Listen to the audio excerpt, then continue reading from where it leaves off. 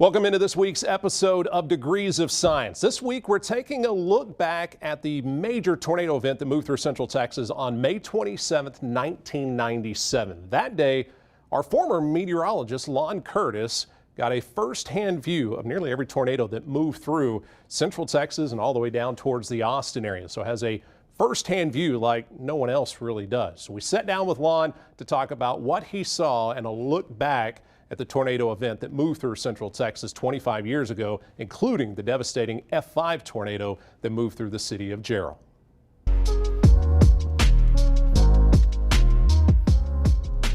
May 27th, 1997, one of the most destructive and deadly severe weather days in Central Texas history. We wanted to get a meteorological perspective, and I couldn't think of anyone better than former KWTX meteorologist Lon Curtis, because no one probably had as good a perspective of all the tornadoes that day and has done as much research as Lon has done. So Lon, everyone thinks of the Jarrell tornado as that's the big thing, but it was a multiple tornado event that lasted a long time throughout the day on that day. Yeah, the first tornado of that day was out in southwestern McLennan County between Moody and Hewitt, and that was the first one that I managed to get to. The Weather Service had issued a tornado watch about, I want to say 12:40 in the afternoon, and I was able to not have to go back to work and go up to Moody and see what was going on. And yeah, that was a fairly violent tornado, but it hit a home and did some damage and blew away some barns, and then fairly quickly dissipated. And the one thing that I remember most about that is that tornado was moving from northeast toward the southwest, toward Moody. And that turned out to be the way that all of the tornadoes on that day, they all moved in that direction. And it went from there to the Morgan's Point area was the next one that touched down, right? Actually, after Spring Valley is the place out in southwest McLennan County. There was the Moody tornado, which passed just to the east of downtown Moody, moving parallel to State Highway 317 toward the south-southwest. That tornado dissipated in the far northeastern part of Bell County. It was sort of curving back toward the Troy area when it dissipated. And then the next one was at Morgan's Point, the marina, and across from the marina, the tornado actually crossed a branch of Lake Belton and came up a ridge onto dry land and began dissipating. And one of the people from the Weather Service in Fort Worth told me if it had not dissipated, that there would have been damage and probably injuries there in the area southwest of Morgan's Point. Fortunately, that one dissipated. So you were talking about that you were able to get off work. So one big thing with the Jarrell tornado was how much fuel and instability there was for the storms. And people don't know, before you came to work for us, you were an avid storm chaser and a weather enthusiast, to say the very least. So you'd been out chasing that week, but looked like all the storms kind of came to you that day. It did.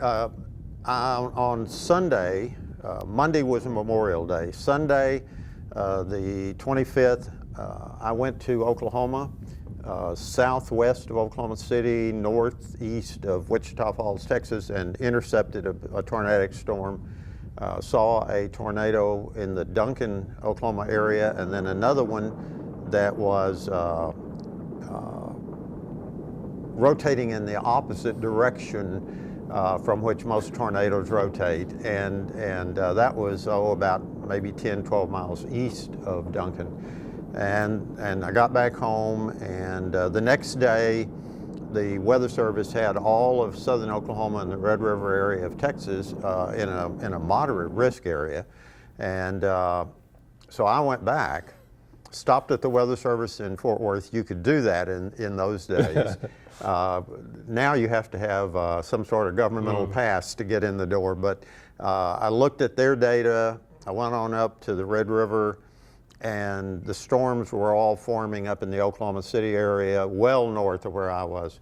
So I drove back after dark all the way back to Temple and for an hour, all that I could see in the rear view mirror were flashes of lightning, and there was a major tornado outbreak across the southeastern third or quarter of Oklahoma that night. But I didn't then, and I wouldn't now recommend that anyone chase tornadoes at night. Oh, yes, yeah. It makes it really hard to see what's going on. So when you got up the morning of the Jarrell tornado and walked outside, explain to folks how the atmosphere felt in Central Texas. Well, I've lived in Central Texas all my life, and I had never felt the kind of humidity that when I walked out the door at 6:15 in the morning on the 27th of May to get the daily paper, it was like a sauna. And I went inside and obtained some weather information on the internet.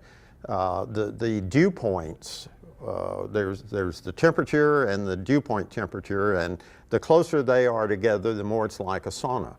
And the dew points were up around 78 degrees that morning. That's what you would expect maybe down at Brownsville. So that was a bell going off. And what went through my mind was all that driving to and from Oklahoma the last 2 days, and today tornadoes are coming to me. Yeah. And I thought that was humorous when it went through my head. Later in the day, it turned out to be a very sad situation. Yes, very true. And so the majority of tornadoes that we deal with during severe weather season typically move east, northeast is kind of the general track if most people think tornadoes move. But on the day of the Jarrell tornado, they were moving more of a south-southwesterly direction. And I know that's something that people, and you've done a lot of talking and research about. I mean, it's not something that's never happened before, but it is a pretty rare occurrence. It is, although I should mention that the year after the Jarrell tornado, 1998, and the year after that, 1999, there were storms that produced tornadoes in Central Texas that moved toward the south-southwest. So it's not often that you see that, but even as far back as 1921 or 22, there were twin tornadoes in Austin that also moved toward the south-southwest before they turned more toward the west. They certainly weren't moving toward the northeast. So it's something, if you want to keep up with severe weather in Central Texas, it's something you sort of have to have in the back of your mind. They don't all go from southwest to northeast. Yeah, and so it had the different movement, but also just extremely slow moving storms too. I mean, tornadoes move at different speeds depending on how the thunderstorms are moving, but I don't know in my time if I've tracked a storm moving 10 miles per hour or the speed as slow as the Jarrell tornado moved that day. Yeah, and the Jarrell tornado, as well as the tornado at Lake Belton Morgan's Point, as well as the ones that were in McLennan County, were all very slow moving. And the Jarrell tornado started from what was left of the circulation of a tornado at Prairie Dell in southernmost Bell County. And initially it developed into 4 cyclonic rotation circulations going around in a circle. It eventually matured into a tornado capable of wiping out anything in its path, including asphalt on the roadways. And it moved very slowly, and it left everything in its path: homes, cattle, and human beings torn apart. And that's and it's hard to judge one tornado compared to another when you start talking F5. But I mean, Jarrell didn't have quite the deaths of, say, the downtown Waco tornado back before, or and didn't hit as big of towns as maybe the Moore tornado or some of those. But to me, that's got to be one of the, if not strongest ones to ever occur. Just with like I said, the ripping the asphalt off and stuff. I didn't go see any of the damage. I was still in high school when this storm happened. Yeah, I'm sure you saw the damage. What was your thoughts after the fact when you saw kind of what had happened from that storm? Well, from where I was set up in Jarrell, after getting past the Prairie Dell tornado down to Jarrell, I set up on the east side of I-35, south of where the road to Schwetner and east, it's a Farmers Market Road, where it comes into I-35. So I was south and a little east of I-35 on the south side of Jarrell, which at that time was a very small place. And from where I was, I could not see the area that was being hit by the tornado. It roughly 3/4 of a mile away and over a hill, over a ridge. But as I was there making still photographs, as the tornado got to where it was more or less due west of where I was, which puts it in the middle of this Double Creek subdivision, which was wiped out, there begins to be great big 2x4s, hunks of wood, rock and gravel falling out of the sky, being ejected out of the tornado circulation. And that's when I decided it was time for me to go on further to the south. So I went on down the frontage road. In those days, the frontage roads on I-35 were two-way. So I went down south on the east side of I-35 and got to where I could see toward Georgetown, and there was actually a tornado that didn't make it into the record books between me and the road that comes in from Fort Hood and Killeen to I-35 there north of Georgetown. And so I had to stop there. Fortunately, the Jarrell tornado was recurving a little toward the west as it began to weaken and dissipate.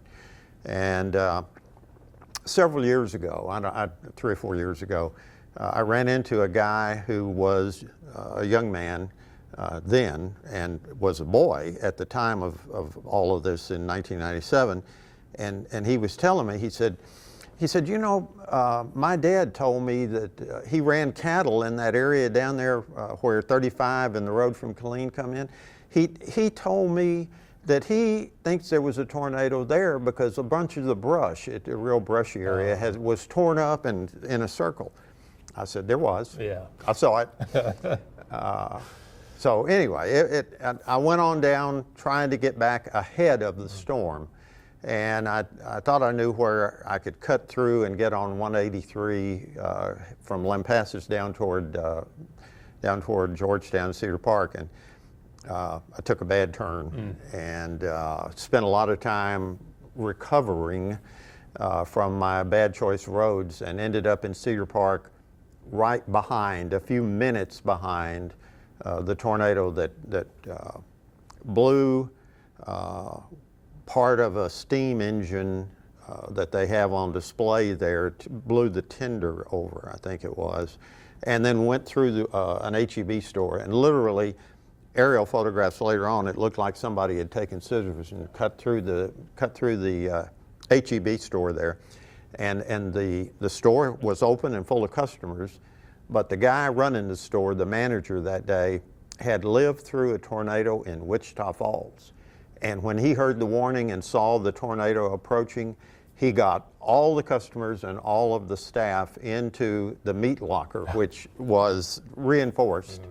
And so there was no one injured there at the H-E-B. That's amazing. So, fortuitous that you have someone with that kind of background knowledge. And the movement of this storm pretty much paralleled I-35 for a lot of the day. And I know, you know, chasing, you were trying to stay on the front of the roads. How crazy was I-35 during, I know they shut it down and, you know, I mean, thank God the storm stayed off the interstate, but just, you know, with that added into the storm chasing aspect of it, how crazy was that part of it? Well, the longer the tornadoes were occurring, the more panicked people became ahead of them. For instance, by the time I got to the Belton Dam area of Lake Belton, with the tornado at Morgan's Point more or less moving in that direction, I really wanted to go across the dam to the north and get closer to the tornado. But the way people were driving by that time, it they were scared. They were frightened. They were speeding because they wanted to get home or they wanted to pick up their kids from the school.